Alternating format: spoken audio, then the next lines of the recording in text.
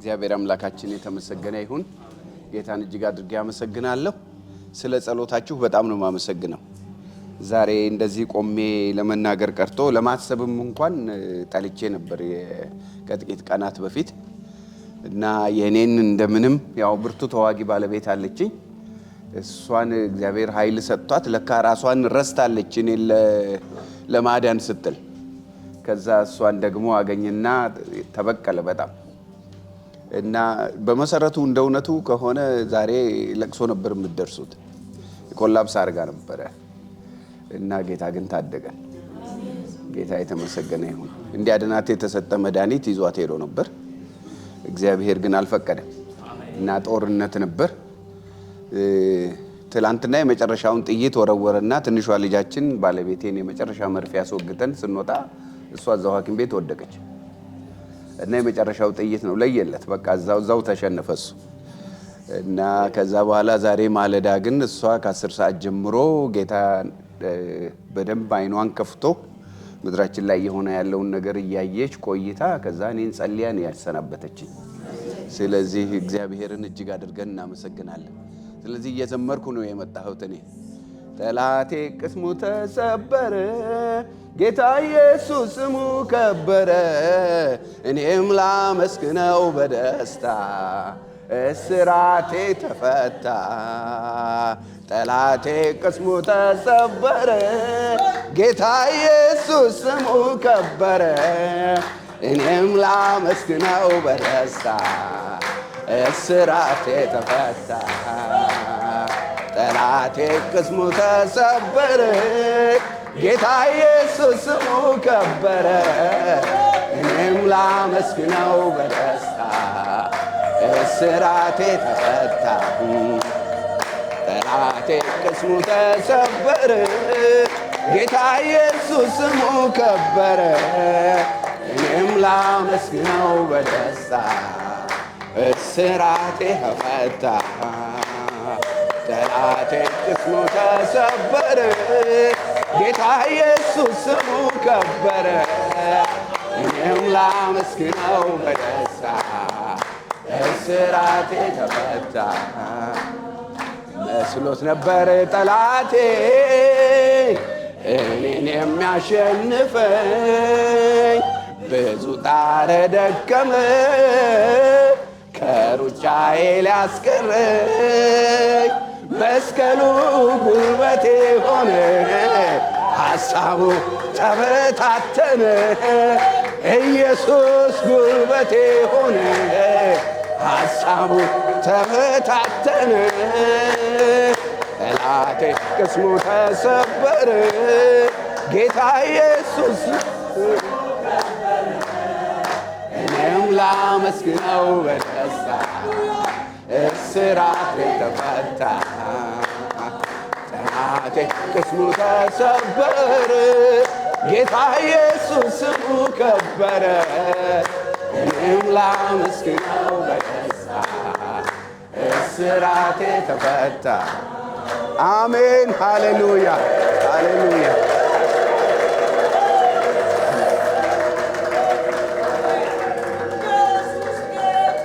ክብር ለዘላለም ለስምህ ይሁን። ምስጋና ለዘላለም ለስምህ ይሁን። ውዳሴ ለዘላለም ለስምህ ይሁን። ስግደት ለዘላለም ለስምህ ይሁን። ተመስገን ተመስገን ተመስገን ተመስገን ተመስገን ተመስገን። ሃሌሉያ።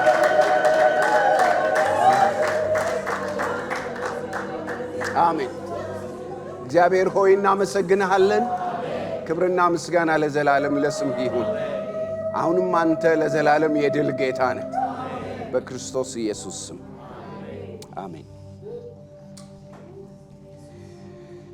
ትንቢተ ዳንኤል ምዕራፍ 7ን ወደ ዋናው ጉዳይ ከመግባቴ በፊት አነባለሁኝ ከቁጥር 15 ጀምሮ። ብዙ ጊዜ ስለ መንፈሳዊ ውጊያ ሲነሳ የመጨረሻውን ድል እያሰብን ያንን ስለዛ ጦርነት ማሰብ በጣም ጥሩ ነው የሚሆነው። ካለበለዚያ አንዳንድ ጊዜ የውጊያው ጥንካሬ የመጨረሻውን ድል እንዳናስብ ያደርጋል። ትንቢተ ዳንኤል ምዕራፍ 7 ከቁጥር 15 ጀምሮ እንደዚህ ይላል። በእኔም በዳንኤል በሥጋዬ ውስጥ መንፈሴ ደነገጠች፣ የራሴም ራእይ አስቸገረኝ። በዚያም ከቆሙት ወደ አንዱ ቀርቤ ስለዚህ ሁሉ እውነቱን ጠየቅኩት። እርሱም ነገረኝ፣ የነገሩንም ፍቺ አስታወቀኝ። እነዚህ አራቱ ታላላቅ አራዊት ከምድር የሚነሱ አራት ነገሥታት ናቸው። ይችን ነው የምፈልገው። በጣም አስጨናቂ ነው የሚያየው ራእይ ደግሞ ያስጨንቀዋል። ከእግዚአብሔር የታየ ነገር ሲያስጨንቃችሁ አስቡ ምን ያህል ሊሆን እንደሚችል ጭንቁ። ግን በጣም የሚያበረታው ነገር ይሄ ነው። ነገር ግን የምትለው ቃል ቁጥር 15 የልዑሉ ቅዱሳን መንግስቱን ይወስዳሉ፣ እስከ ዘላለም ዓለምም መንግስቱን ይወርሳሉ። በቃ ምንም አስፈሪ ነገር ቢኖር የመጨረሻው የተረጋገጠ ነው። የእግዚአብሔር ቅዱሳን ይወርሳሉ። በቃ ይነካካል። የሚያደርገው ነገር ምንድነው? እግዚአብሔር ከፍታ ላይ ቁጭ ያደርጋል። ምክንያቱም የተጻፈልን ጠላት አይነካም ተብሎ አይደለም። የጠላትን ከፍታ ትረግጣለህ። እሱ ነው የተባለልን። ከፍታውን ለመርገጥ ሁልጊዜ ከፍ ያለ ቦታ ላይ ደረስን ስል ራሱን አስተካክሎ ይመጣል። እኛን ከፍ ሊያደርገን ነው የሚመጣው። ስለዚህ ጠላት ሲዋጋችሁ አንድ ነገር አስቡ። መሰላል ሊጨምር ነው ብሎ ወደ ላይ ማለት አንድ ደረጃ ሊጨምር ነው ቢመጣ፣ የደረሳችሁበትን ከነቀነቀ ወደ ላይ ከፍ ሊያደርጋችሁ። ምክንያቱም የተጻፈልን የጠላቶችን ከፍታ በቃ ገና ዘፍጥረት 3 ላይ ነው የታወጀልን ይሄ አዋጅ። በኋላ እንመጣበታለን። ስለዚህ መጨረሻው ስለታወቀ እሱን እያሰብን ነው። ቢገጥመንም ሊያደቀን ቢሞክርም ነገር ግን ሁልጊዜ እናሸንፋለን። ስሙ የተመሰገነ ይሁን። መልካም እንግዲህ እነዚህን 2 ቀናት ከኔ ጋር የምንመለከተው ለዘመን ያልገበረ ዘመን ያስገበረ መንፈሳዊ ውጊያ በሚል ነው። ብዙ ነገሮች ለዘመን ራሳቸውን እየሰጡ ለዘመን እያጎበደዱ ተቸግረናል እና መንፈሳዊ ውጊያ ግን ዘመንን የሚያንበረክክ ነው እና ይሄ ውጊያ ምን አይነት ውጊያ ነው የሚል ጥያቄ ብዙ ጊዜ ይነሳልና ይሄን ውጊያ በአንድ አረፍተ ነገር እንደዚህ ለማስቀመጥ ሞክሬያለሁ። ይሄ ውጊያ ዘመን አርካሹን የሚያፈራርስ የዘመናትን ጌታ ግን የሚያነግስ ውጊያ። ስለዚህ ይሄ ውጊያ ሰዎችን አይደለም የሚያነግሰው፣ የዘመናትን ጌታ ነው የሚያገነው፣ የዘመናትን ጌታ ነው የሚያነግሰው። ነገር ግን ዘመን ያረከሰውን ግን ፍርስርሱን ነው የሚያወጣው። እግዚአብሔር የተመሰገነ ይሁን። በየትኛውም ኃይል ይታጠቅ፣ የትኛውም አቅም ይዞ ይምጣ፣ ይሄ ሰራዊት ሲነቃ ዘመን ያረከሰውን ፍርክስ ያደርግና የዘመንን ጌታ ግን በትክክለኛው ንግስናው ያነግሳል። እሱን እያመንን ነው የምንዋጋው። ስለዚህ ሁልጊዜ ድል የንጉሱ እንደሆነ እናምናለን። ግን ነገሩን በደንብ ወረድ እናርገውና ከህይወት ጋር እናገናኘው። ይሄ ስንል ጉዳዩ ዝም ብሎ አየር ላይ የተንጠለጠለ ነው ማለት አይደለም።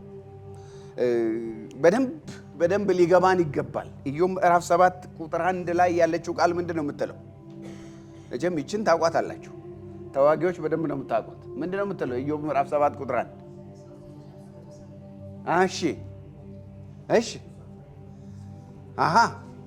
እሺ የሰው ህይወት በምድር ላይ ብርቱ ሰልፍ አይደለምን? በምድር ላይ ማለት ሰው በምድር ላይ የሚኖርበት ህይወቱ ሰልፍ ነው። ተወደደም ተጠላ፣ ገባንም አልገባንም የሰው ህይወት በምድር ላይ ብርቱ ሰልፍ። ይሄንን ያለው ደግሞ ህይወቱን በንጽህና ህይወቱን በቅድስና ስለ ራሱ አይደለም ስለ ልጆቹ ህይወት እንኳን ጠንቃቃ የነበረው ኢዮብ መጽሐፍ ውስጥ ነው ይሄ ነገር የሚገኝ። እኛ በጣም ይገርመኝ። ሰልፍ ናት ህይወት እና በጣም የሚገርመው ህይወት ሰልፍ ከሆነ ይህንን ህይወት ኖሩ የሚባሉት ሰልፍ የሚያውቁ ሰዎች ናቸው። አንደኛ ዜና ምዕራፍ 12 ላይ ሄዳችሁ በምትመለከቱበት ጊዜ በጣም ይገርመኛል። እሱ ቃል በጣም ብዙ ጊዜ ለፉከራ ነው የምንጠቅሰው። ነገር ግን ፉከራው የተጠቀሰበት ከመምጣቱ በፊት ያለውን ነገር ማሰብ በጣም አስፈላጊ ነው።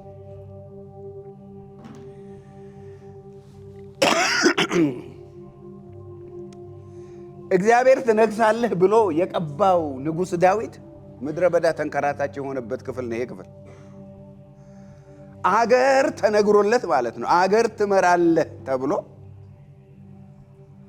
እንደኛ ዘመን እንኳን ዝም ብሎ በመንደር ሳይሆን በትክክለኛ በእግዚአብሔር ዘመኑ ባስነሳው ነብይ ተቀብቶ ማለት ነው። አገር ያየ ግን ያባቱን ቤት ተነጠቀ። አይገርም? አገር እግዚአብሔር ይናገርላችኋል፣ ግን አባታችሁ ቤት በረኝነት እንኳን እንዳትኖሩ ምቀኛ ያሳደዳችኋል። ምን ታረጋለህ? መከራ እኮ ነው። በጣም ብዙ የእግዚአብሔር ሰዎች በተለይ እግዚአብሔር ጉዳይ ያለባቸው ሰዎች ጥያቄያቸው እንዲህ እኔ እግዚአብሔር ሆይ ይላሉ። በቃ ያችሁ የለመድኳት እኔ ዳዊት ተመሳሳይ ነገር የሚኖረው ይመስለኝ። እንዲሁ የአባቴ ቤት በጎች በቃ እነሱን በነፃነት ልጠብቅ በቃ ተመችቶኛል እኮ። እግዚአብሔር አገር አየለት። እዛ አገር አላስነሳም ቀድሜ ይዣለሁ የሚለው የሰው ምኞት ንጉሥ ደግሞ እምቢ አለ እና ያንከራተተው። ይሄ የንግስና ቅባት ላዩ ላይ ቁጭ አድርጎ ምድረ በዳ ይንከራተተ። ግን የሚገርመው እዛው ምድረ በዳ ግን እግዚአብሔር ሰልፈኛ ይሰጣል። እዛው ምድረ በዳ ውስጥ ዳዊትን የሚከቡ ሰዎች መጡ። ለዘመን ያላጎበደዱ ማለት ነው። ዘመን ርዕሳችን እንዳትረሱ። ለዘመን ያላጎበደዱ እነሱ መጡ። እኛ እግዚአብሔር ከቀባው ጋር ነን እና ምድረ በዳ መጡ። 12:32 እንደዚህ ይላል፣ እስራኤልም የሚገባውን ያደርግ ዘንድ ዘመኑን የሚያውቁ ጥበበኞች ሰዎች የይሳኮር ልጆች አለቆች 200 ነበሩ፣ ወንድሞቻቸውም ሁሉ ይታዘዟቸው ነበር ይልና ቁጥር 33 በጭፍራውም ውስጥ የወጡ ለሰልፍም የተዘጋጁ የማያመነቱ መሳሪያም ሁሉ የያዙ የዛብሎን ሰዎች። እነዚህ ሁለቶቹ በጣም ነው የሚገርሙ። የይሳኮር ቁጥራቸው በጣም ትንሽ ግን ለሕዝቡ በጣም አስፈላጊ። የዛብሎን ሰዎች ለውጊያ የሚያስፈልገው ነገር በደንብ ቁጥር 33 ነው። በጭፍራው ውስጥ የወጡ ለሰልፍ የተዘጋጁ የማያመነቱ መሳሪያ የያዙ። በስማ ይሄ በራሱ በጣም ሰፋፊ ትምህርት ናቸው። እነ ሳሚ በደንብ ትናርገው ትምህርት ቤት ውስጥ ያስገቡታል በደንብ። እነዚህ የዛብሎን ሰዎች በቃ የሰልፈኛ ፖስቸር ነው ያላቸው። የሰልፈኛ ቁመና ይቀርታ የሰልፈኛ ቁመና። ልብ በሉ፣ ዘመን ቅውጥ ሲል ሰልፈኞችን እግዚአብሔር አያሳጣ። በቃ ሰልፈኞች ካሉ ተስፋ አለ ዘመን ውስጥ። ሰልፈኞች ካሉ ተስፋ አለ። ከአደባባዩን ምንም ይሙላው ዘመን የተረዱ ሲመጡ ግን እግዚአብሔር የተባረከው። እነሱ ደግሞ ብዙ አደባባይ ለአደባባይ አይደለም የሚሉት ጓዳ ውስጥ ናቸው ያሉት። እና ይግለጣችሁ እናንተንም እንደሱ አድርጉ። ስለዚህ ህይወት ሰልፍ ሲሆን ሰልፍ የሚያውቁ ሰዎች አያሳጣችሁ። ስለዚህ እሱን ለማለት አዲስ ኪዳን ጋር ስትመጡ ደግሞ ኤፌሶን 5:16 ይሄንን ነው የሚናገረው። ዘመንን ዋጁ ነው የሚለው። ለዘመን ገብሩ አይደል፣ ዋጁት፣ ግዙት። ዘመን ለሌላ ሊሰጥ ይችላል። በቃ ግን እናንተ መብቱ ተሰጥቷችኋል፣ አስለቀቁት፣ ግዙት። ዘመንን መዋጀት ማለት ያለ ስፍራው ተሸጦ ከሄደበት መልሶ ለባለቤቱ ማምጣት ማለት ነው። መዋጀት እሱ ማለት ዋጋ ከፍሎ ገዝቶ ማምጣት ማለት። አሁን በጣም ብዙ የሚገርመኝ እኔ ስለ ዘመን በጣም ብዙ ሰው ያላዝናል። ኧረ እባካችሁ ተዉ። ዘመንን ለመግዛት ነው ካለቀሳችሁ የማይቀር ማልቀስ። ዘመንን ወደ እግዚአብሔር ወደ ታየለት ማስመለስ፣ ወደ ታየለት እግዚአብሔር ወደሚፈልገው ዘመኑን መዋጀት ማስገበር ዘመኑን እንጂ ዘመን እያስገበረን ዘመን እያስጎበደደን አንኖርም። ስለዚህ ህይወት ብርቱ ሰልፍ ከሆነ ህይወትን የሚኖራት ዘመኑ በሚጠይቀው ልክ ለሰልፍ የተዘጋጀ ሰው ነው ማለት ነው። ስለዚህ የመጀመሪያ ጥያቄ ለመሆኑ ይሄ ሁሉ ሰራዊት ለሰልፍ የተዘጋጀ ነው? በቃ የኔ ጥያቄ እሱ ነው። ለሰልፍ የተዘጋጀ ነው ወይ? ህይወት ማለት በልቶ መጠጣት እንኳን ሰልፍ ነው። ቀላል እንዳይመስል እኔ በደንብ ገብቶኛል ሰሞኑን። እግዚአብሔር የሰጣችሁትን መብላት እንኳን ሰልፍ ነው። እና ሰልፉ የገባው ነው በደንብ የሚያውቀው። ካለ በለዚያ በጎረስከው ነገር ይዞ ይሄዳል። እና በደንብ ማወቅ በጣም በጣም በጣም ነው የሚገባው። ህይወት በራሷ ሰልፍ ከሆነች ለሰልፍ የተዘጋጀ ነው የሚኖረው ህይወት። ስለዚህ አጠገባችሁ ያለውን ሰው እንደዚህ በሉት፣ አንተ ሰልፈኛ ነህ በሉ። ሰልፈኛ ነህ። ለቀቅ ብሎ መኖር አልተፈቀደልህም በሉ። ሰምታችሁኛል? ደከመ ድምጻችሁ። ለቀቅ ብሎ መኖር አልተፈቀደልህም በሉ። ድገሙልኝ። እንደ ሰልፈኛ ሰብሰብ ብሎ መኖር። ሰልፈኛ ታውቃላችሁ? ሰብሰብ ብሎ ነው የሚኖረው። ከተት እና ስሙ፣ ክተት ከተባለ ሁሉን ነገር ከተት፣ ሰብሰብ እና ሰልፈኛ ነው። የሰልፈኛ ኑሮ፣ የሰልፈኛ አስተሳሰብ፣ የሰልፈኛ ቁመና ነው የሚያስፈልገው። የሚገርመው ነገር ሰልፈኞች ነን እንላለን፣ ግን የደጁም ገበያ ያምረናል። ሰልፈኛ አያምረው። ሰልፈኛ የሚታየው ሰልፉ ነው። ስለዚህ ሰልፈኛ ሰብሰብ ብሎ ለሰልፍ ተዘጋጅቶ የሚኖር ሰው ነው። ስለዚህ እንደዚህ አይነት ሰዎች ያስፈልጋሉ። ምድር ብርሃን የምታገኘው እንደዚህ ለሰልፍ የተዘጋጁ ሰዎች ሲኖሯት፣ ህይወትን ምንነቷን ተረድተው ዘና ፈታ ለማለት ሳይሆን በቃ እነሱ ሰልፍ ውስጥ ገብተው ብዙ ሰው ግን ዘና ብሎ እንዲኖር ማለት ነው። እኔ ቢገርመኝ የሰልፈኛ መከራ እሱ ጦር እየተጠቀጠቀ ያድራል። ሰው ግን ለጥ ብሎ ደህና ህልም እንኳን ቢያይ ምንም አይደለም፣ እንዲሁ ሲዛብር ያድራል። ሰልፈኛ እየተሰለፈለት ማለት እኮ እና በጣም ነው የሚገርመው። አንዳንዱ ሰው በቃ የሚዋጋው ለራሱ ይመስለዋል። አሁን ጦር ሰራዊት አሁን እንደው ለራሱ ቢያስብ እስኪያስቡት ምንድን ነበር የሚወጣት? ሀገር ምን ይወጣት ነበር? አሁን ጦር ሰራዊት ስለራሱ ቢያስብ ይሄ ከስክስ ጫማ እድሜ ልክ ተሸክሜ ምን ነው እንደ ጓደኞቼ ስኒከሩን ቢል ጉድፈላ ነበር። ከተማ ውስጥ ስኒከር የሚያደርግ በሙሉ ጉድፈላበት ነበር ማለት አይሆንም። እሱ ያንን ከስክስ ተሸክሞ ከተማ ውስጥ ሰው ፈታ ብሎ ይኖራል። ይሄ ነው ሰልፍ ማለት። እሱ ነው። ሌላ እንዲኖር ትሞታላችሁ። ጉድ እኮ ሌላ ሰው ህይወት እንዲያገኝ እናንተ ደም ታፈሳላችሁ። ይሄ በቃ የሰልፈኛ ወጉ እሱ። ስለዚህ በደንብ ማወቅ ነው። ያን ጊዜ ነው ዘመን በሚያመጣው ነገር እኛ እናጎበድድ፣ ግን ዘመንን ልክ እያስገባ ነው እንሄዳለን። በእግዚአብሔር አቅም ልክ ማለት ነው። ስሙ የተባረከ። እንግዲህ አንድ ነገር እናስብ ወገኖች። ሰው በስጋ ሲወለድ ወደ ፍጥረታዊ ዓለም ይገባል፣ ወደ ሜዳዊ ዓለም። ይሄ እግዚአብሔር ነው የሚመርጠው፣ እግዚአብሔር ነው የሚወስነው። ማንም ሰው ምርጫ አይሰጠው። እግዚአብሔር የመረጠው ሰው ሆድ ውስጥ ያድራል።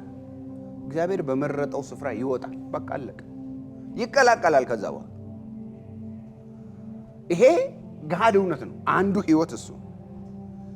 ሁለተኛዋ ነች በጣም ብዙ ጊዜ የምታምታታንኛ። ሁለተኛዋ ግን በመንፈስ ዳግመኛ ሲወለድ ወደ መንፈሳዊ ዓለም ይቀላቀላል።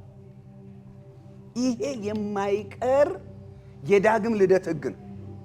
እኔ አንድ ነገር ልንገራችሁ ወገኖች፣ ምክንያቱም ዘንድሮ በጣም የተቸገርነው መንፈሳዊ ውጊያ ብሎ ነገር የለም የሚሉ ሰዎች አሉ።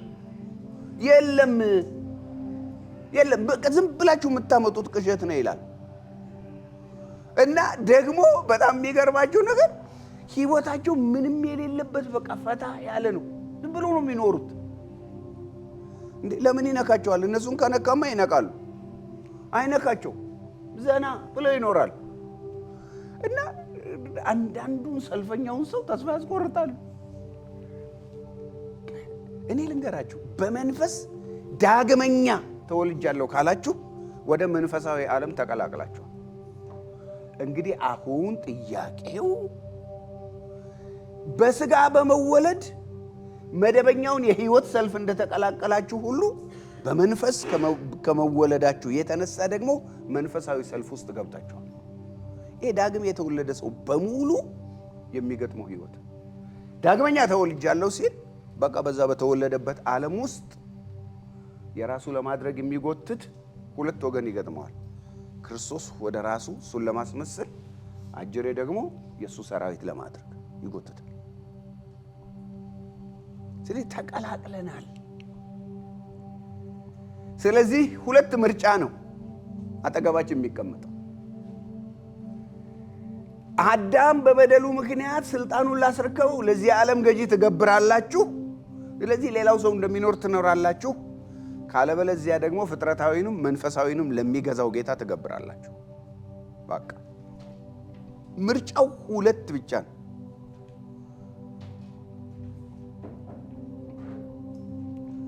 ወይ ለዚህ ዓለም ገዢ አዳም ስልጣኑን ለሰጠው ለዲያብሎስ ሰው ተገዢ ይሆናል፣ ወይንም ደግሞ ዲያብሎስን ራሱን እሱ የሚጠቀምበትን ፍጥረታዊ ዓለም ደግሞ መንፈሳዊ ዓለሙን ሁሉ የሚገዛውን ጌታ የሱ ተገዢ ነው።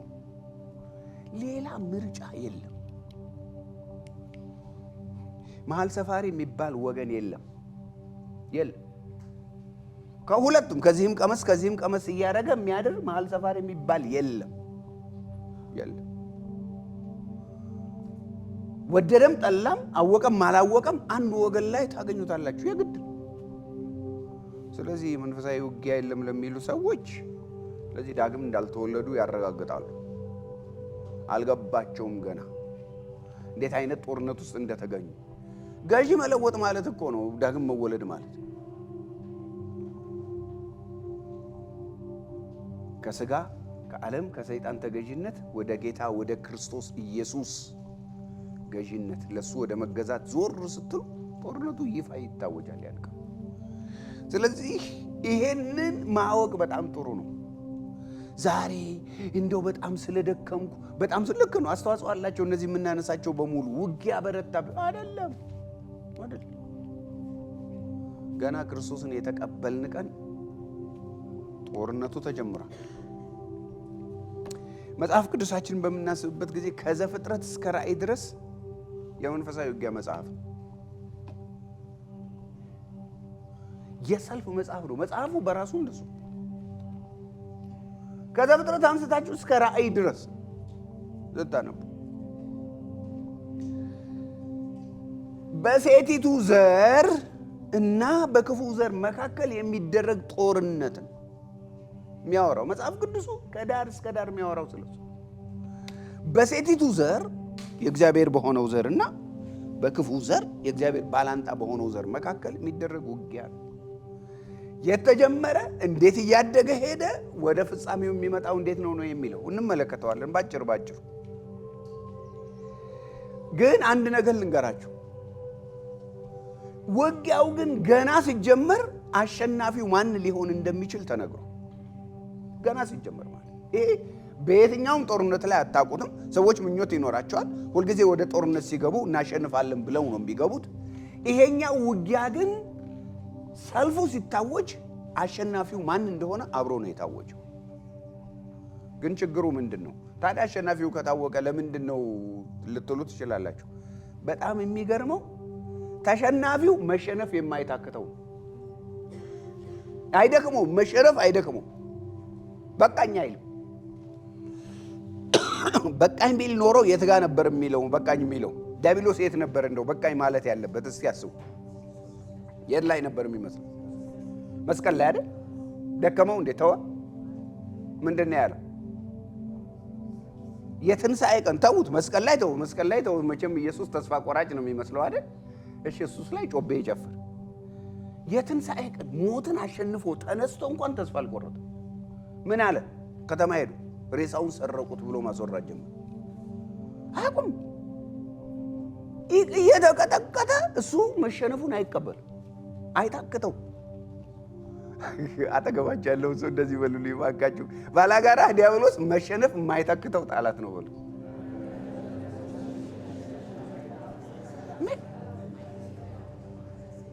በቃ ምንም ብትደቁሱት እንደምንም አዋራ አራግፎ ይመጣል፣ አይታክተው።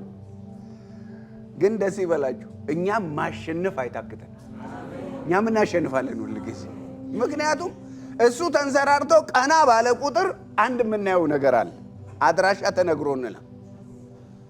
በኋላ ነገራቸዋለሁ የት እንደሆነ አድራሻችን የታወቀ። ስለዚህ ይሄንን ጥቅል ነገር እያሰብን ነው በእነዚህ 2 ቀናት የምንቆየው። በእነዚህ 2 ቀናት ጥቅል የሆነውን እንደው ስለ መንፈሳዊ ውጊያ አጠቃላይ የሆነ ዕውቀት ግንዛቤ የምንጨብጥባቸውን 4 ነጥቦች እናነሳለን። 4 ማለት ዝርዝር ውስጥ በጣም አንገባም፣ ምክንያቱም በቅምሻ እንደማለት። የመጀመሪያው መንፈሳዊ ውጊያ መቼ ነው የተጀመረው የሚለውን ጥያቄ እንጠይቃለን። መቼ ነው የተጀመረው? ቅድም በመግቢያ ላይ በትንሹ ብዬላችኋለሁ፣ ግን ትንሽ እንደው ደምሳሳ እንዳይሆን በትክክለኛ ቦታውን ማወቅም ስለሚያስፈልግ መቼ ነው የተጀመረው? ለመሆኑ ውጊያውን ይፋ ያደረገው ማን ነው? ውጊያውን ይፋ ያደረገው ማን ነው? ማን ነው ውጊያው በቃ ታውጇል ብሎ አዋጅ ያወጣው ማን ነው? አንዳንድ ጊዜ መንፈሳዊ ጦርነትን ዲያብሎስ የሚቀሰቅሰው ይመስለናል። አዋጁን ያወጀው ማን እንደሆነ ስናውቅ ግን እሺ። እና የሚገርመው ለሽንፈቱ ሲያንቀሸቅሸው ነው የሚዞር፣ ሊቀምስ ሲፈልግ ማለት። አንድ ወዳጅ ነበሩኝ፣ አንድ አመለኛ ውሻ ነበራቸው እና በጣም ያበዛዋል አንዳንድ ቀን እና ሌሊት ነው እና ጩኸቱ በጣም ይረብሻቸዋል። አይ ይሄ ውሻ ሊቀምስ ነው አንቀሽቅሾታል ይላሉ እና አልተው ካለ 2 ድምፅ ያሰማሉ። አልተው ካለ ወጣ ይሉና በደንብ ያንቆራጠጡታል። ከዛ ጸጥ ይላል እና ብዙ ጊዜ ይዞራቸዋል ሊቀምስ ሲፈልግ። ሰሞኑን እኔና ቤቴን ነካና የዚህ ሁሉ ሰራዊት ዱላ አረፈበት። ተቀጠቀጠ፣ በቃ ተቀጠቀጠ። እዚህ አልቀረው የት አልቀረ የሚያውቁን ሁሉ ዘንድ አረፈበት። አላርፍ ብለህ ነው ቅመስ፣ በቃ ይኸው ነው። ምን ይደረግ እንግዲህ፣ ለሱ ነው የተሰራው ለመቀጥቀጥ። እና ውጊያውን ይፋ ያደረገው ማን ነው የሚለውን ማወቅ በጣም። ሌላኛው ውጊያው የሚቀጥለው እስከ መቼ ነው? አንዳንዱ ሰው አንድ ሰሞን ጠንከር ብሎ ተዋግቶ ያደቀቁ ያይጨረሰ ይመስለዋል። ኧረ በስመ አብ፣ ወደሚቀጥለው እርከን ተሸጋገራል። የሚቀጥለው እስከ መቼ ነው? እሱን ማወቅ በጣም ጥሩ። በጣም ብዙ ሰው ተስፋ የሚቆርጠው ጾም ጸሎት ይዞ እንደዚህ አይነት ተገናኝ አንድ ያለ ቀን ንቅልቅሉ ወጥቶ በቃ ቀጥ ብሎ የሚሄድ ይመስለዋል። ደረጃውን አስተካክሎ ነው የሚመጣው። እና የሚቀጥለው እስከ መቼ ነው? እሱ ማወቅ በጣም ጥሩ ነው። 4ኛዋ ምን ማድረግ ይገባናል ነው። አሁን እሷ ነች በጣም ብዙ ጊዜ የምትጠፋብን፣ እሷኛዋ ናት። ምን ማድረግ ይገባናል ሚለው እናነሳለን። የመጀመሪያው ነጥብ ስር እነዚህን 4 ነገሮች እናነሳለን። ሁለተኛው መንፈሳዊ ውጊያ ደረጃዎች ነው። ውጊያ ከሆነ ደረጃ አለው። ዝም ብሎ ሁልጊዜ አንድ አይነት አይሁን እና መጠየቅ 3 ነጥቦች እናነሳለን። ለምንድን ነው ደረጃው የሚያስፈልገው? በቃ መጨፍጨፍ ነው እንጂ ጥሩ ነው፣ መጨፍጨፍ ነው። ግን እናቴ በመትረየስ መባል ያለበትን በነፍስ ወከፍ በነጠላ፣ ከዛ በኋላ በታንክ መባል ያለበትን በነፍስ ወከፍ መሳሪያ፣ በአየር መቃወሚያ መገጠም ያለበትን እናንተ በክላሽ አይሆንም። ደረጃ አለ። ደረጃው ለምን አስፈለገ የሚለው እናነሳለን። በመንፈሳዊ ውጊያና በመደበኛ ውጊያ መካከል ያሉ አንድነትና ልዩነቶችን ደግሞ እንዳስሳለን። ምንድን ነው ምክንያቱም ይሄ ምድራዊ ውጊያ ስለ መንፈሳዊ ውጊያ ብዙ የሚሰጠን ትምህርት አለ። አንድ አይነት ግን አይደለም፣ እንመጣበታለን። እሱም ጋር የምናነሳው እንግዲያው እኛ ምን ማድረግ ደረጃውን ስናውቅ ተስፋ እንድንቆርጥ ነው? ውጊያው እንደ ጠንካራ ከሆነ በቃ እንትወው እንድንል ነው ወይስ ምን እንድናደርገው? ምንድነው እኛ ማድረግ ያለብን? እነዚህን 3 ነጥቦችም ደግሞ እንዳስሳለን ማለት ነው። ደረጃ አለው መንፈሳዊ ውጊያ፣ ደረጃ አለው። የሚገርማችሁ መሸነፍ የማያውቅ ከሆነ ሁልጊዜ ለማሸነፍ ስልት እየቀየሰ ይመጣል ማለት ነው። አደረጃጀት እያስተካከለ ይመጣል። ስለዚህ እነዚህም ሰልፈኞች አደረጃጀታቸውን ከሱ እየቀደሙ ማለት ነው። ከሱ እየቀደሙ ምክንያቱም የሚመራ ጌታ አላቸው። ሁልጊዜ አሸናፊው ከነሱ ጋር ነው ያለው። እሱ ደግሞ የዘላለም ዕውቀት ነው ያለው። ያኛው ግን የጊዜው ነው ያለው። ብልጫችን በጣም የትየለሌ ነው። እሱን ማወቅ በጣም አስፈላጊ ነው። ግን ደረጃ እንዳለው ማወቅ በጣም ጥሩ ነው። ሶስተኛው የምናነሳው 3ኛው ነጥብ መንፈሳዊ ውጊያ የህይወት ዝግጅት ይጠይቃል። ሰልፉ የህይወት ከሆነ ዝግጅቱም የህይወት ነው። የህይወት ዝግጅት ይጠይቃል። በጣም ብዙ ጊዜ በጦር ሜዳ ውስጥ በመደበኛው ጦር ሜዳ ውስጥ በጣም ትልቁ ነገር መሳሪያው ዘመናዊው ነው። መሳሪያውን የሚጠቀመው ሰውዬ ግን የድሮ ሰው ምን ማለት ነው? ስለ መሳሪያው እውቀት የለው እና በጣም አደገኛ ነው እንደዚህ አይነቱ ነገር። ራሱን አፕዴት አያደርግም። የመንፈሳዊ ውጊያም ጉዳይ እንደሱ ነው። የህይወት ዝግጅት ይጠይቃል ሁልጊዜ እና ሁልጊዜ የተስተካከለ ቁመና ይፈልጋል። ግን ቁመናው በምንድን ነው የሚቀረጸው ከተባለ በአዝማቹ ዓላማ ነው። ስለዚህ መጀመሪያው የምንመለከተው የአዝማቹን ዓላማ ማወቅ ነው። የህይወት ዝግጅታችን የሚቀረጸው ህይወት በሰጠን ጌታ እኛ እንድንሆን በሚፈልገው በዛ ልክ ነው። ስለዚህ የአዝማቹን ዓላማ ማወቅ ያስፈልጋል። እጅንና ልብን ማንጻት የሚባለው ይሄ መነሻንም ከዛ ደግሞ መጨረሻንም ጽዱ ማድረግ ማለት ነው። ልብ መፍለቂያው ነው፣ እጅ ደግሞ መተግበሪያው። ታውቃላችሁ ብዙ ሰው ምንድነው የሚሆነው? ፖሊስ እየፈራ እጁን ያጸዳና ንጹህ የሆነ ይመስለዋል። አንድ ቀን አሰብኩ፣ ከተማ ውስጥ የትራፊክ መብራት በሙሉ ባይሰራ፣ አንድም ትራፊክ ባይኖር፣ እስኪ ለጥቂት ደቂቃ አስቡ ምንድን ነበር የሚሆነው? እና ሰው ለካ የሚቆመው ወይም ጥሶ የማይሄደው ምን ስለሚፈራ ነው? ትራፊክ ስለሚፈራ ነው፣ ቅጣት ስለሚፈራ ነው። እና ብዙ ሰው ለምንድን ነው የማይሰርቀው? ለምንድን ነው የማይሰርቀው?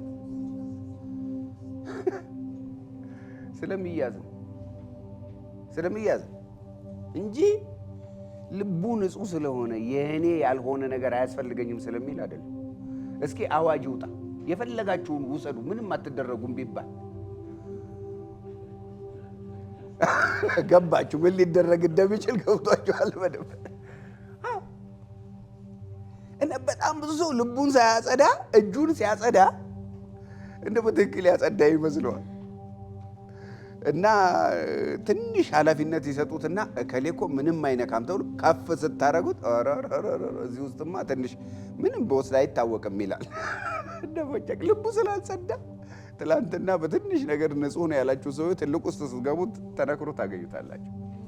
ስለዚህ ንጽህና መጀመሪያ ያለበት ከልብ ነው። እጅንም ልብንም ማንጻት ስለሚለው እሱን እንመለከታለን። እንዴት አድርጎ ክፉ እንደሚጠቀምባቸው እናያለን። ሶስተኛው የመሳሪያዎቹን ምንነትና አጠቃቀማቸውን ማወቅ ነው። በጣም ብዙ ጊዜ በመንፈሳዊ ውጊያ ውስጥ የእግዚአብሔርን ቃል ስንጠቅስ እንኳን በአግባቡ አንጠቅስም። በጣም ነው የሚገርም። ዝግንን ነው የሚለው። በቃ አንዳንድ ጊዜ የምንጠቅሳቸው ቃሎች ራሳቸው ያስደነግጣሉ። በጣም ያስደነግጣሉ።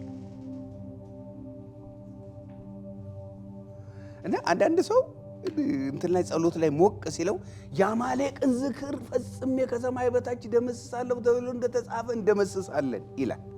አሜን እንልና ያው ደምስሰው ብሎ አጋግን ከነሰራዊቱ ሲያመጣ አጋግን ትደብቃለህ ወደ ጓዳ። አሜን ደመስሳለሁ ያልከው ሰውዬ እኮ ማለት ነው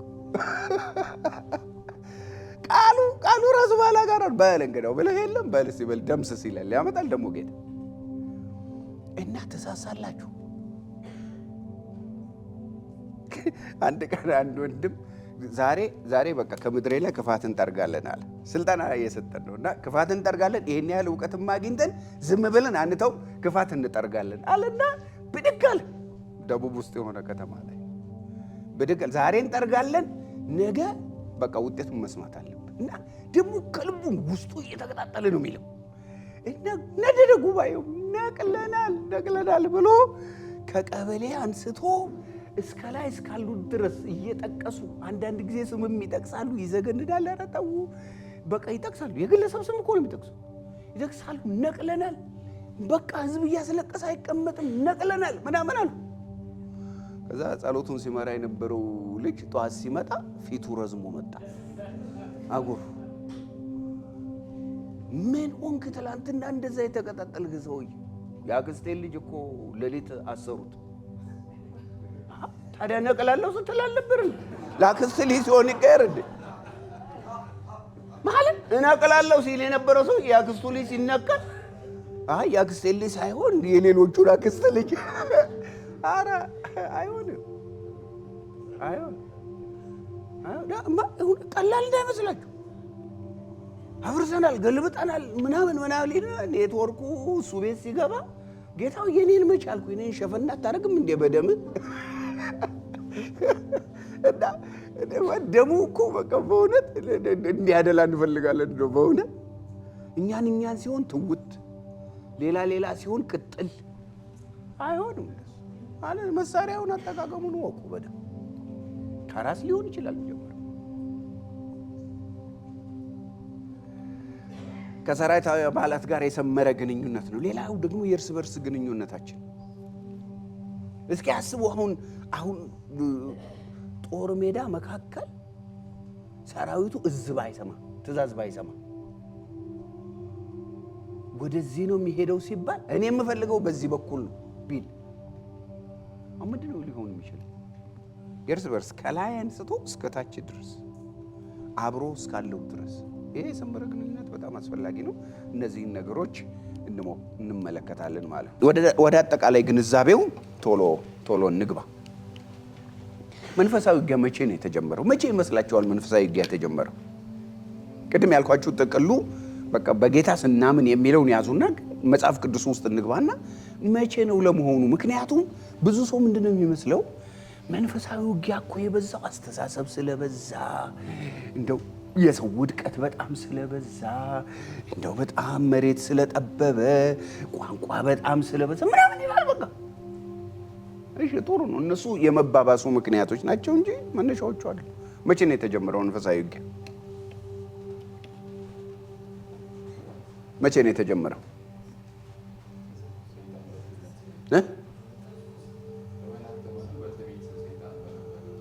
እሺ በጣም ጥሩ። አሁን ተመልከቱ፣ በጣም ብዙ ሰው ይጠፋበታል እሱ። አሁን እስቲ እንደው በዛን ዘመን መጠሪያው ሉሲፈር ምን የቀረው ነገር ነበረው? ምን የተከለከለው ነገር አለ? አንድ እኮ ነች የቀረችው። አሁን ተመልከቱ፣ ልብ በሉ፣ አንድ ነች። ያቺም አንዷ የቀረችው የማን ናት? የእግዚአብሔር የራሱ ስለሆነች እኮ። ብዙ ጊዜ ኢሳይያስን አንቡት፣ የንጋት ልጅ የተባለ ማለት ነው።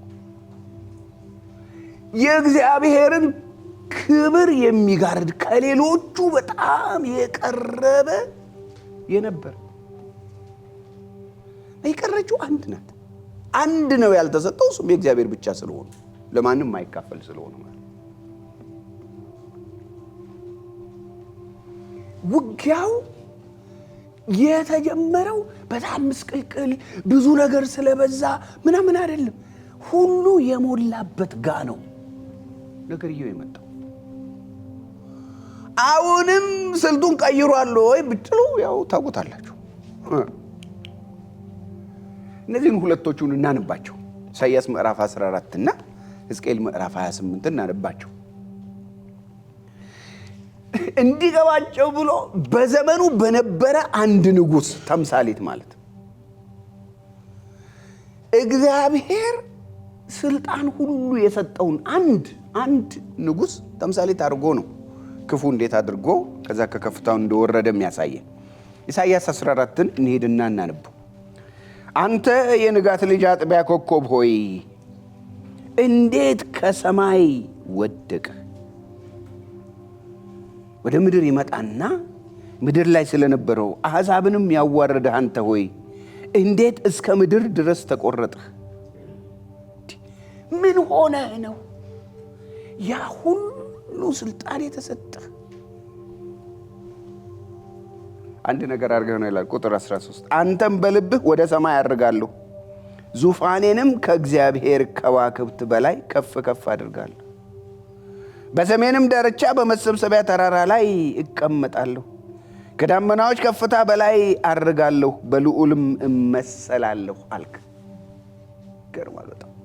አንድ የተከለከለው በቃ እሱ መያዝ አለብኝ። ምን ይጎለኛል አለ። የሚገርማችሁ የምድር ነገስታት ውድቀት የሚጀምራቸው እዚች ሐሳብ ውስጥ ሲገቡ ነው። ማንንም በሉት ማንን እዚች ሐሳብ ውስጥ ድንገት ሲገቡ ቶሎ ነቅተው በመልጃ ተጋርደው ካላመለጡ በስተቀር በቃ ታፈንታቸው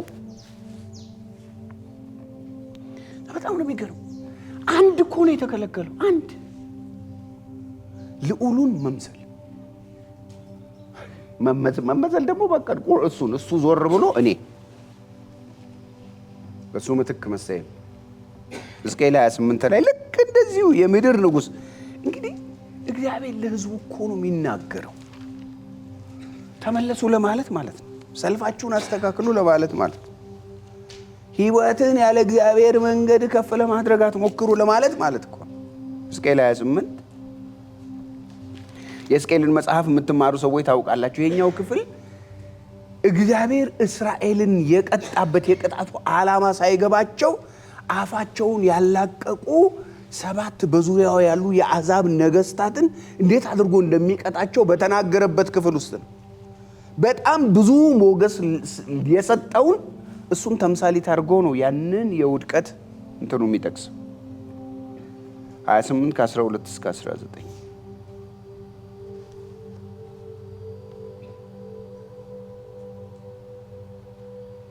በእግዚአብሔር ገነት በኤድን ነበርክ። የከበረ ዕንቁስ ሁሉ ሰርዲዮን፣ ቶጳጽዮን፣ አልማዝ፣ ቢረሌ፣ መረግድ፣ ያሰጴት፣ ሰምፔር፣ በሉር የሚያብረቀርቅ ዕንቁ ወርቅ ልብስ ነበረ። የከበሮህና የእምቢልታ ሥራ በአንተ ዘንድ ነበረ። በተፈጠርክበት ቀን ተዘጋጅተው ነበር ይላል። ሰምታችኋል? ፍጡር ነበርክ። ይሄ ሁሉ የሰጠህ ፈጣሪህ ነው። አንተ ልትጋርድ የተቀባህ ኪሩብ ነበርክ። በተቀደሰው በእግዚአብሔር ተራራ ላይ አኖርሁህ። በእሳት ድንጋዮች መካከል ተመላለስህ። ከተፈጠርክበት ቀን ጀምሮ ተመልከቱ፣ ያመጣዋል። ፍጡር ነህ። በደል እስኪገኝብህ ድረስ ስሙ አሁን በመንገድህ ፍጹም ነበርክ። እና በጣም ነው የሚገርም ማለት ወደ ተደነቃቀፈ ስንክልክል ወዳለ ምናምን አይደለም። ፍጹም ተናጋሪው እግዚአብሔር የነበረ ያ ፍጡርነቱን ረስቶ በፈጣሪ መመሰል አማረው።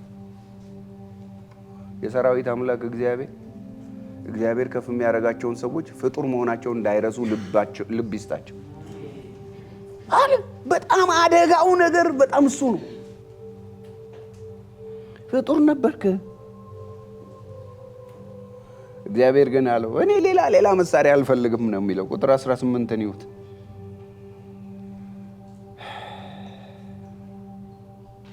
በበደልህ ብዛት በንግድህም ኃጢአት መቅደስህን አረከስ።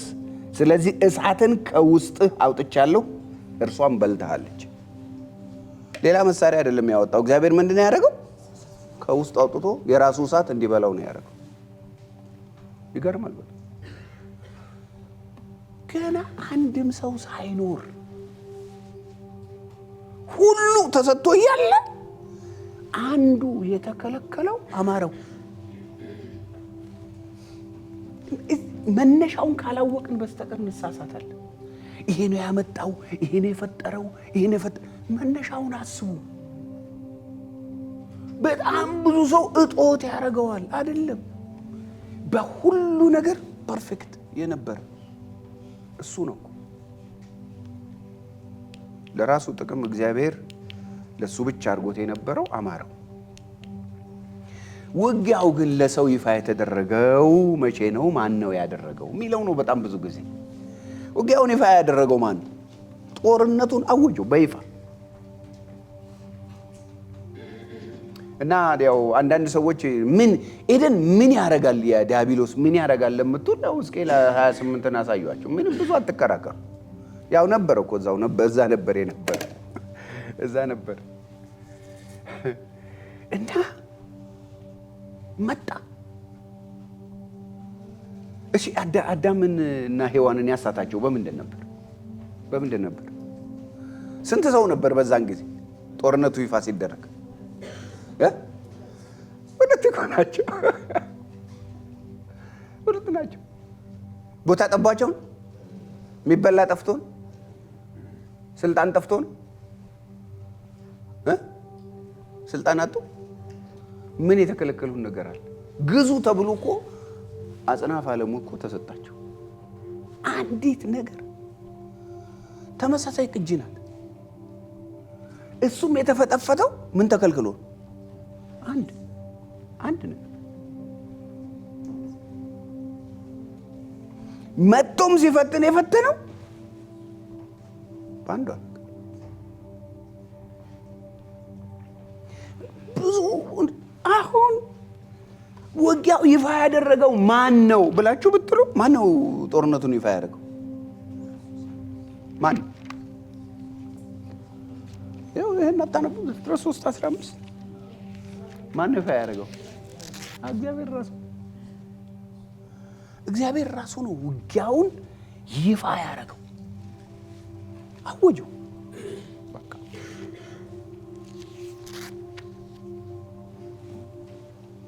እግዚአብሔር ከፈጣሪው ይልቅ የሱ ቢጤ የተፈጣሪውን የማታለል ድምፅ ምርጫው ማድረጉን ሲያቅ ጦርነቱን ይፋ አደረገው። ይፋ ሆነ። ውጊያውን ይፋ ያደረገው እግዚአብሔር ራሱ ነው። ስለዚህ ውጊያውን ሊዘጋው የሚችለው ማን ነው? ምንም ጥያቄ የለውም። በኋላ እንመጣበታለን። ውጊያውን ይፋ ያደረገው እግዚአብሔር። በቀደመው አዳም ጊዜ ውጊያውን በይፋ ያወጀው እግዚአብሔር። አንዳንድ ሰዎች ይሄን ያመጣው ልክ ነው። እነሱ በሙሉ የመባባሱ ምልክቶች ናቸው። ሲጀመር ግን የጀመረው ራሱ እግዚአብሔር ነው። እንደዚህ ብሎ ነው ያወጀው። በአንተና በሴቲቱ መካከል፣ በዘርህና በዘሯም መካከል ጠላትነትን አደርጋለሁ። ከዛ በኋላ ስሙ ግን እቺን ብዙ ጊዜ ማሰብ በጣም ጥሩ ነው። እርሱ ምንን ይቀጠቅጣል? ራስህን ይቀጠቅጣል። አንተስ? አሁን ብዙ ጊዜ መንፈሳዊ ውጊያ ስታስቡ ተስፋ አስቆራጭ የማይሆነው ለዚህ ነው። በዚህች ምክንያት ነው። ሰልፉን ሲያውጅ ነገር ግን የተሰላፊዎቹን አድራሻ በደንብ ተናግሯል። የዚህ የሰው አድራሻው ምንም እንኳን አሁን ከፈቃዴ ቢወጣና በፍርዴ ስር ቢሆንም ግን አድራሻውን እነግርሃለሁ። የእሱ አድራሻ ካንተ ጭንቅላት በላይ ነው ሁልጊዜ። ስለዚህ አስቡ፣ ሁል ጊዜ መንፈሳዊ ውጊያ ውስጥ ብንሆንም እግዚአብሔር ጦርነቱን አውጆ ሰልፍ ውስጥ ብንገባም አድራሻችን ግን የጠላታችንን ጭንቅላት መፈርከስ ነው። ሁልጊዜ አድራሻው እሱ ደግሞ ሁልጊዜ እግራችን ተረከዛችን እንደነከሰ ነው። አድራሻው እሱ። የኔ አድራሻ እዚህ ነው፣ የእሱ አድራሻ ግን እና ለእስራኤል አልገባ ሲላቸው በዘዳግም ላይ ብሎ ሁሉ ነገር አመጣና የሾሩን ውሃ ያለ በሰማያት ላይ ለረድኤትህ በደመናትም ላይ በታላቅነት እንደሚሄድ እግዚአብሔር ያለ ማንም የለም አለና እንደዚህ ያለ የመጨረሻውን አንሱልኝ ጊዜ ሽሚያ ውስጥ ስለሆንኩ ምንድን ነው የሚለው?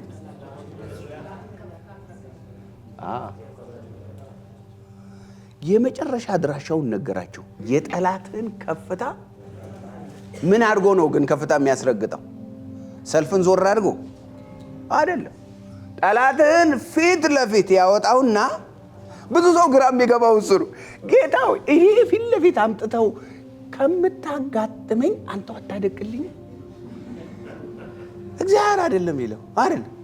ጠላትን ፊት ለፊት ያወጣውና በለው ይላል። ከዛ ግን ምንድነው የሚለው? ያንተ አድራሻ ግን የት ነው? የሱን ከፍታ። አንተም የጠላቶችን ከፍታ ትረግጣለህ።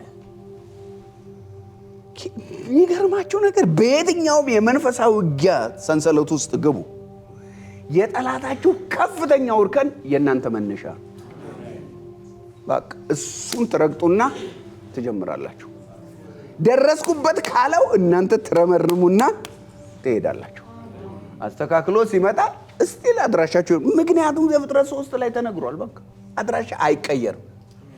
ምክንያቱም ጦርነቱን ያወጀው የኃይል ማነስ አጋጥሞት የሚቀይር አይደለም ውሳኔው። ሃሌሉያ። እሱ ሁሉ ጊዜ ከፍታ ነው ሁሉ ጊዜ ጭንቅላት መርገጥ ነው ያንተ አድራሻ። እሱን ማሰብ በጣም ጥሩ ነው። ይሄንን ማወቅ በጣም አስፈላጊ ነው። በቀደመው አዳም ጊዜ የሚያደርገው ይሄንን ነው። በሁለተኛው አዳምም እንደዚሁ ነው። ማቴዎስ 4 ላይ ሄደና ነው ለኢየሱስ አልቀየረውም። ቢቀይር ጌታም ቢቀይረው ለማን ነበር? ለኢየሱስ ነበር። ለኢየሱስ ግን አልቀየረም። ማቴዎስ 4 ከ1 እስከ 11 ሄዳችሁ ስታነቡ እንደው በጣም ጥድፍ ያለ እንደው ንባብ የምትወዱ ከሆነ የማርቆስንም አንቡት። ምዕራፍ 1 ላይ ታገኙታላችሁ። ግን የማቴዎስ 4 ላንብላችሁ። ከዚያ ወዲያ ኢየሱስ ከዲያብሎስ ይፈተን ዘንድ መንፈስ ወደ ምድረ በዳ ወሰደው። ትሰማላችሁ? አሁን ምን አለበት ኢየሱስ እንኳን የመጣበትን የማዳን ስራ ምን አለ ሳይፈተን ጨርሶ ቢሄድ ብሎ ነገር የለም። ኢየሱስን እንኳን ከዲያብሎስ ጋር በልተጋጠም ብሎ ያጋጠመው የጌታ መንፈስ ነው።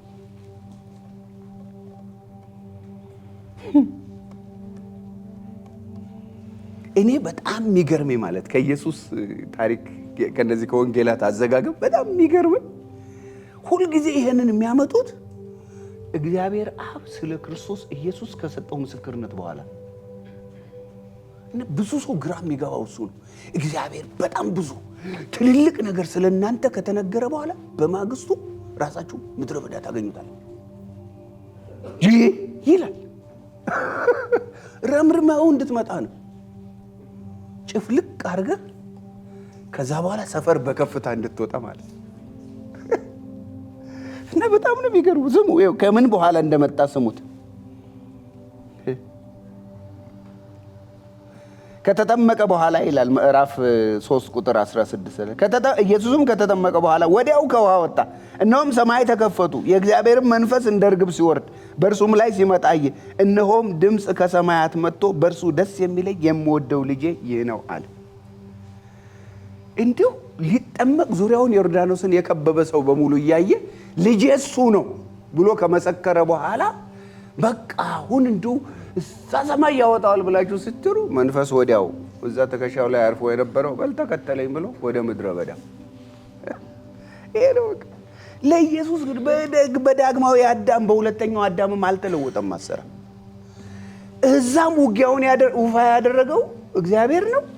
እዚህም ውጊያውን ይፋ ያደረገው እግዚአብሔር ራሱ ልጄ ነው ካለ በኋላ ልጁ በምድረ በዳ ሄዶ የኛን ሁሉ ፈተና በደንብ ተፈትኖ ግን ጭንቅላቱን ፈርክሶ እንዲመለስ ነው ያደረገው።